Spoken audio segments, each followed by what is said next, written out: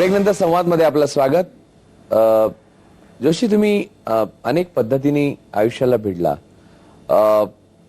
आपल्या कुटुंबियांना आपण घराचे प्रमुख आहोत म्हणून आपल्या बरोबर स्वित्झर्लंडहून सरळ एक प्रयोग करण्याकरता एक विचार 360 कल्पनांमधली एक कल्पना आपल्याला रेष आपण पकडून चालतो, त्या रेषेवरनं चालवताना थोडा त्यांना दुःख, थोडा त्रास, थोड्या अडचणी आणि थोडं त्यांच्या मनाविरुद्ध तुम्ही केलं असं तुम्हाला वाटतं का? पहिल्यांदा म्हणजे असं झालं नाही।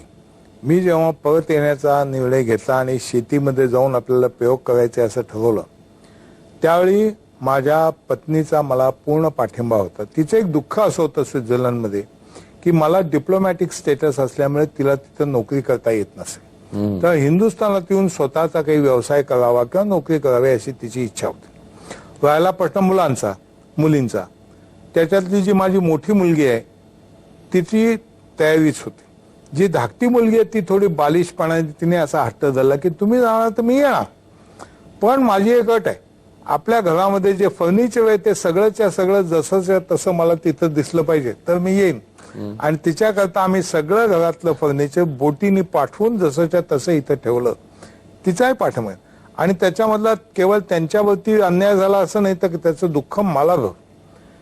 जेव्हा आम्ही एक काळ असा होता आंदोलन चालू व्हायच्या आधी की ज्यावेळी घरातल्या वस्तू विकून आम्ही घर चालवत होतो। माझ्याकडे पोस्टल स्टॅम्प्स जगामध्ये जवळजवळ अद्वितीय अशा तऱ्हेचं कलेक्शन होतं, ज्याची मला खरं म्हणजे लाखांनी किंमत मिळायला पाहिजे होती। ते आम्ही काही हजारात देऊन टाकले, पण घर चालवायचं होतं। त्यावेळी एकदा माझ्या मोठ्या मुलींनी सांगितलं की माझ्या शाळेतली मुलं ट्रिप करता काश्मीरला जात आहेत, 700 रुपये लागतात। त्यावेळी 700 रुपये मोठा आकडा होता, तुम्ही मला देता का?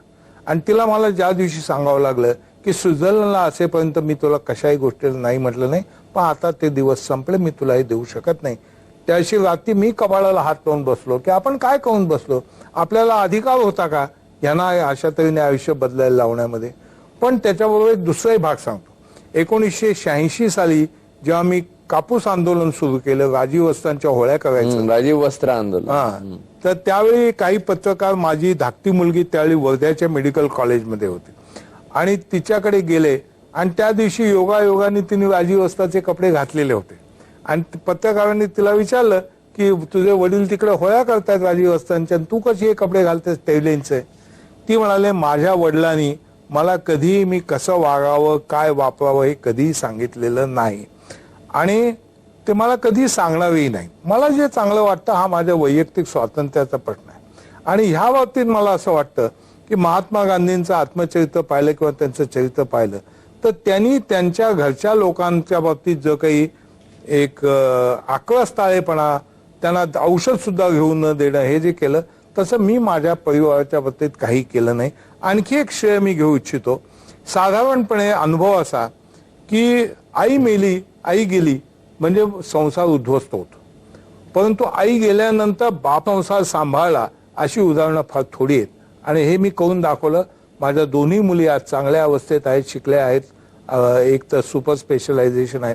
तेव्हा हे सगळं त्यांना स्वातंत्र्य दिल्यामुळे कोणत्याही प्रकारचा वाईट परिणाम झाला नाही, उलट एवढं मोठं संकट कोसळल्यानंतर सुद्धा परिवार इतका चांगला राहिला याचं मला स्वतःला फार अभिमान आहे। या सगळ्या तुम्ही केलेल्या प्रयोगांच्या, अनेक प्रकारच्या प्रयोगांच्या पार्श्वभूमीवर तुम्ही खूप वाचत असता, खूप पुस्तकं वाचता, म्हणजे अशा नेते फार थोडे आहेत म्हणजे नाही तसं मी म्हणणार नाही, मला माहिती आहे की काही नेते जे वाचतात, परंतु तुम्ही जेवढ्या प्रकारे आणि जेवढ्या भाषांमधलं आणि जेवढं वाचता तेवढं फार थोडे लोक वाचत असतील। तुमचा सर्वात आवडता लेखक त्यातला कोण, म्हणजे ज्यांनी तुमच्या जीवनावर मुद्रा उमटवलेली आहे असं लेखक सांगा? हा अखेरचा प्रश्न आहे का? ठसा उमटवला हे म्हणणं कठीण आहे। याचं कारण असं की माझ्या सर्व विचाराच्या परंपरेमध्ये आपल्याला स्वतःला कोणाचाही डॉन क्विक्झोट होऊ द्यायचा नाही, ही माझ्या मनातली कायमची भीती। आपण कोणाचे डॉन क्विक्झोट तर होत नाही ना, ही शंका माझ्या मनाला नेहमी ग्रासते। परंतु माझी मानसिकता बनवण्यामध्ये अगदी अगदी वेगवेगळ्या प्रकारचे लेखक आहेत। उदाहरणार्थ सॉमरसेट मॉमचा सिनिसिझम हा माझ्यावरती मोठा परिणाम करून गेला, यात काही शंका नाही।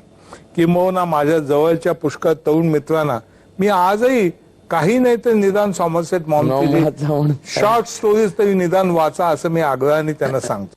पण त्याच्याबरोबर इतकं मी डोकं शांत ठेवू लागलो आणि तुम्हाला गंमत सांगतो की मला अनेक प्रकारचे आजार आहेत.